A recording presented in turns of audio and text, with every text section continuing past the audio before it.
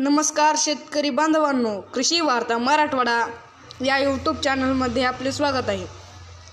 बांधवांनो, महा-डी-बी-टी शेतकरी योजना 2024 नोंदणी सुरू झालेली आहे.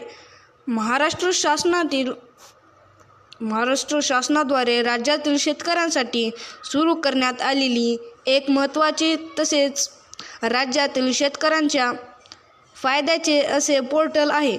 महाराष्ट्र शासन राज्यातील शेतकऱ्यांचा सामाजिक तसेच आर्थिक व्हावा, यांचे जीवनमान सुधारावे व ते सशक्त व आत्मनिर्भर व्हावेत यासाठी सतत प्रयत्नशील असते आणि त्यासाठीच राज्य सरकार शेतकऱ्यांसाठी वेळोवेळी विविध योजनांची सुरुवात करत असते. काही वर्षांपूर्वी कृषी योजनांचा लाभ मिळवण्याकरिता शेतकऱ्यांना विविध पोर्टलवर जाणून आणि सदर अर्ज सादर करावा लागायचा.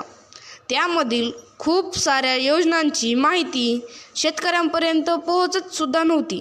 त्यामुळे शेतकरी योजनेच्या लाभांपासून वंचित राहायचे. त्यामुळे राज्यातील शेतकऱ्यांच्या सर्व समस्यांचा विचार करून राज्य शासनाच्या कृषी विभागाने महा-डी-बी-टी फार्मर लॉग इन सुरू करण्याचा उपक्रम हाती घेतला. राज्यात सुरू करण्यात येणाऱ्या सर्व कृषी योजनांची माहिती महा-डी-बी-टी फार्मर लॉग इन वर उपलब्ध केली जाईल. त्यामुळे शेतकऱ्यांना विविध योजनांसाठी विविध पोर्टलवर जाण्याची गरज भासणार नाही व ते कृषी योजनांच्या लाभांपासून वंचित राहणार नाहीत. या पोर्टलवर शेतकऱ्यांना एकदाच नोंदणी करून भविष्यात सुरू करण्यात येणाऱ्या सर्व कृषी योजनांचा लाभ घेता येईल.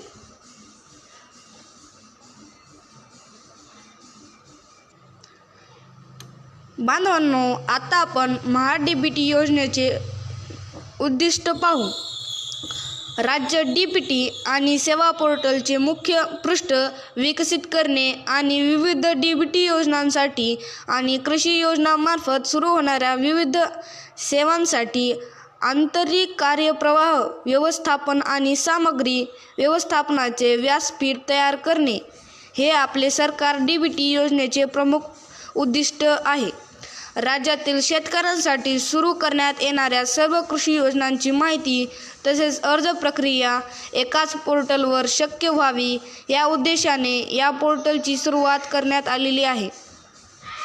राज्य शासनाद्वारे सुरू करण्यात येणारे विविध कृषी योजनांसाठी शेतकऱ्यांना विविध पोर्टलवर जाण्याची गरज भासू नये. शेतकऱ्यांच्या पिकांचे नुकसान झाल्यास त्यांना त्वरित आर्थिक भरपाई देणे शक्य व्हावे.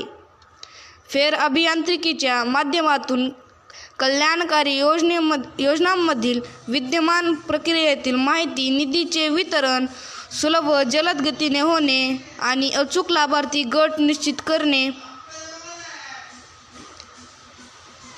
पारदर्शक व्यवहार तसेच विद्यमान यंत्रणेतील त्रुटी कमी करणे,